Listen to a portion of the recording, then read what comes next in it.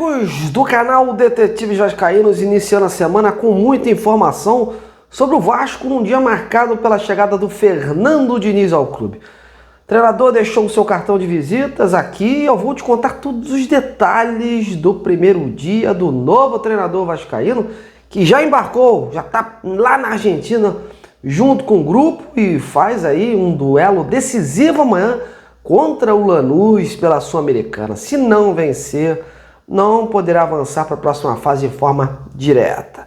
E no meio disso, o Vasco já iniciou a tal reformulação cantada em verso e prosa no departamento de futebol. É a primeira vítima? Marcelo Santana. Mas e o Felipe, hein? Passou ileso mesmo? Será que mais cabeças vão rolar nessa nova estrutura? E se todos os detalhes do jogão de amanhã também, tanto com notícias do Vasco como do Lanús, você vai conferir agora. Então já sabe, cola aqui, deixa o like, compartilha o conteúdo e vem comigo nessa, ser mais um inscrito do canal. Bom, e o Vasco iniciou hoje a era Fernando Diniz. O treinador desembarcou ontem à noite aqui no Rio, no Santos Dumont, e hoje pela manhã se apresentou no CT Moacir Barbosa. Diniz não escondia a felicidade de retornar ao Vasco, o clube que considera que tem uma dívida de gratidão. Em sua chegada ao CT hoje pela manhã, reencontrou antigos companheiros e antigos funcionários com quem conviveu em 2021. E claro, foi apresentado pelo presidente Pedrinho ao grupo de jogadores do vestiário, bateu um longo papo com eles, explicando a escolha pelo Vasco, a ambição e o comprometimento que o elenco precisa ter de agora em diante, a necessidade de mudança de mentalidade, de postura, para que o Vasco possa reverter esse quadro negativo que se encontra aí com muita união e dedicação. Em seguida, o Diniz reuniu novamente o grupo no centro do gramado, começou a traçar ali as suas orientações, metas e o que pensa sobre o time para os próximos jogos. Foi o primeiro treino do Fernando Diniz, onde ele se mostrou bastante intenso, cobrando muitos jogadores, reclamando também bastante, muitas vezes até com repetidos palavrões. Enfim, é aquele Fernando Diniz intenso e comprometido com a dinâmica que a gente já conhece. O Diniz não teve, claro, muito tempo para mudar os conceitos táticos, mas usou muito do diálogo para ajustar posicionamentos e treinar saídas de bolas e triangulações na área. Todo mundo sabe que ele é um treinador que prioriza muito em seus times essa situação, de pautar mais uma saída de bola com regularidade, a fim de que a equipe consiga engatar boas construções. E amanhã, diante do Lanús, não vai ser diferente. Diniz quer um time marcando em cima, pressionando a saída de bola, tendo qualidade no passe e imprimindo velocidade para surpreender o time argentino, que vem forte dentro dos seus domínios. Ao mesmo tempo, pediu um olhar atento ao sistema defensivo em relação às escapadas do Lanús, que é um time bem lúcido e rápido nos contra-ataques. Por ter chegado agora a tendência do Diniz mexer o mínimo possível no time, mais à frente sim, certamente ele vai começar a idealizar melhor as suas escolhas ao longo dos treinamentos. Mas acredita-se que a meiuca da equipe para amanhã, que vem muito mal nessa sequência dos jogos, pode sofrer alterações. Ele conhece muito bem o Tietê, que já foi o seu jogador lá na Audax, no São Paulo, e essa pode ser uma das novidades amanhã. O Jair também segue de olho nessa vaga. O Hugo Moura, que tinha ficado de fora na escalação inicial contra o Vitória por conta do desgaste, pode retornar. Mas o Esforça, que foi relacionado, também busca aí a sua titularidade. Enfim, os pontos de interrogação aí estão mesmo nesse setor. Nos demais, a tendência é a manutenção da equipe lá, dos que já estavam.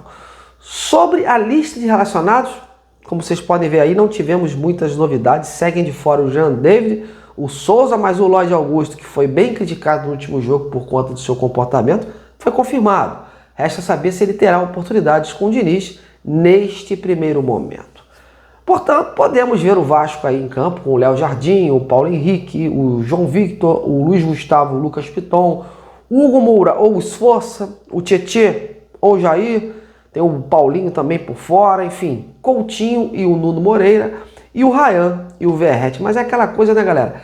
Treinador novo, tudo pode acontecer, até porque o Diniz é um cara surpreendente. Podemos ter surpresas sim de última hora nessa escalação. E já que estamos falando do Fernando Diniz, vamos tocar agora na questão da reformulação do futebol, até porque o Diniz está com peso importante nessa nova engrenagem, né, nessa nova cara que o Pedrinho pretende dar nesse setor. Como esperado, uma das primeiras medidas da alta cúpula do futebol foi a demissão mesmo do executivo Marcelo Santana, que foi confirmada na noite de ontem. O Marcelo, que ficava mais na área de contratos, ajustes de negociações, logísticas, acabou sendo dispensado. A ideia do Pedrinho é trazer algum nome com maior impacto, com mais força nos bastidores do futebol e que possa dar um maior dinamismo ao setor.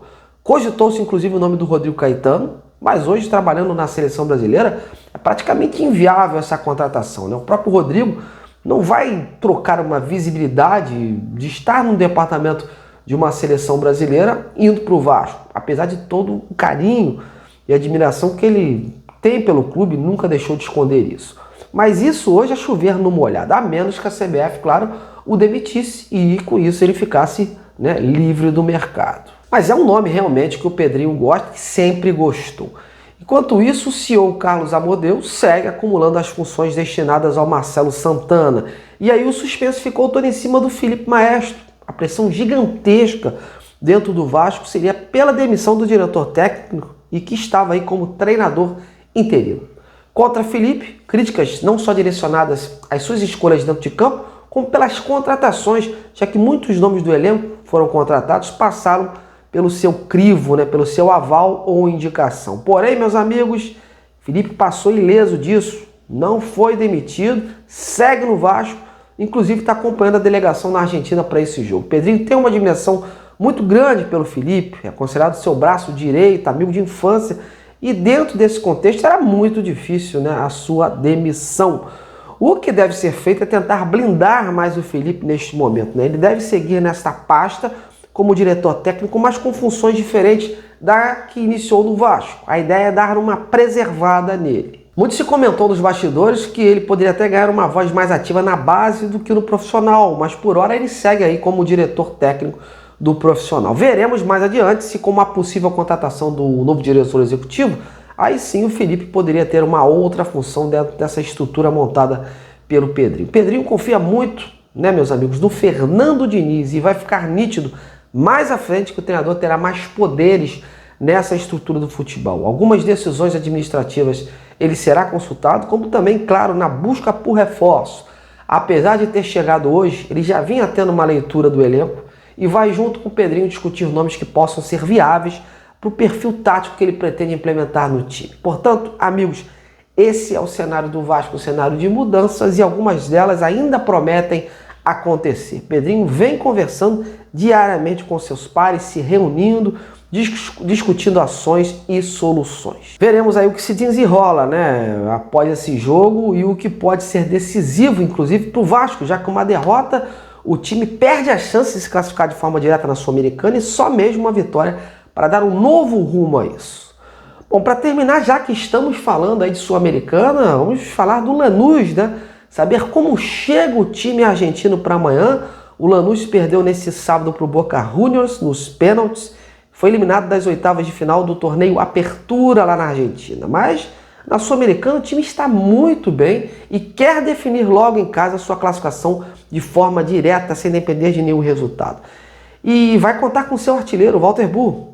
Quem vai contar mais detalhes hoje é o Gustavo Pérez, que é criador de um portal de notícias sobre o Lanús, de nome Leite Granate. Vamos ouvi-lo. Hola, ¿qué tal? Buenos días. Bueno, el pequeño informe sobre Lanús, que viene de quedar eliminado de la Copa de la Liga a manos de Boca por penales el último sábado, en donde puso al equipo titular o al habitualmente titular, no se guardó nada. El final del partido, más allá de la eliminación, trajo digamos, la buena noticia de que no hubo lesionados, no tiene suspendidos. El equipo hoy seguramente en el trabajo de pelota parada va a definir el 11 titular.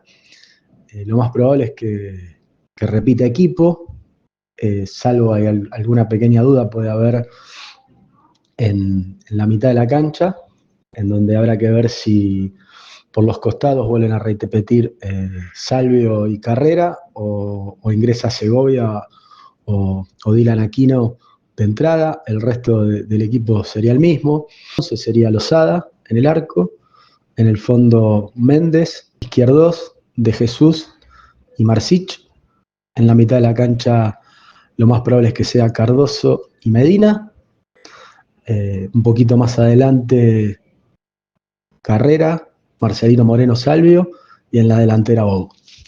Al no haber novedades de lo físico, salvo que el técnico Pellegrino decida incluir algún recambio por el cansancio. Lanús viene de jugar el martes pasado en la altura de Arequipa, en donde repitió varios jugadores. Lanús no viene rotando en lo que va del año, un solo partido jugó con un equipo alternativo en la última fecha en Tucumán, después viene utilizando prácticamente el mismo 11. No hay altas de los lesionados tampoco, por ende no hay muchas más variantes de las que tenga. Lanús le apunta fuerte a este partido porque en caso de ganar quedaría primero del grupo asegurado y buscaría luego el otro martes ante la Academia Puerto Cabello poder quedar como uno de los mejores primeros de la fase de grupos de la Copa Sudamericana. Sabe las dificultades, que Vasco viene con un técnico nuevo, que ya es conocido, Lanús lo enfrentó tanto en San Pablo como en Cruzeiro el año pasado, así que será un conocido de la casa para enfrentar en el partido de mañana 21 horas en el Estádio Ciudad de Lanús. Bom, valeu demais, é isso aí, rapaziada, aí estão todas as informações de hoje. Vamos aguardar então amanhã a estreia do Diniz e ver se ele consegue mudar alguma coisa nesse time que está afundando numa crise. E você está confiante com o Diniz? Quais as suas expectativas? E o Felipe, queria ele demitido do Vasco? Qual o melhor nome para o lugar do Marcelo Santana, hein? Então comente, participe. Grande abraço a todos e até logo!